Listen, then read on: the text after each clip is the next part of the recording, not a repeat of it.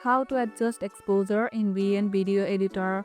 Want to make your video brighter or fix those dark shadows? Here's how to adjust exposure in VN Video Editor. It's super quick and easy. First, open your VN app and load the video you want to edit. Tap on the video in your timeline, then hit Filter or Adjust from the bottom menu depending on your version. Now look for the exposure option in the adjustment tools.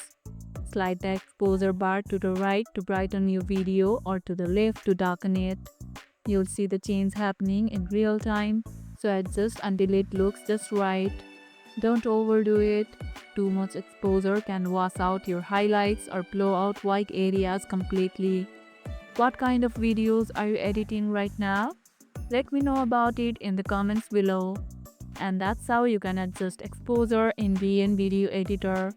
And if this video helped, hit the like button, share it, subscribe and leave a comment.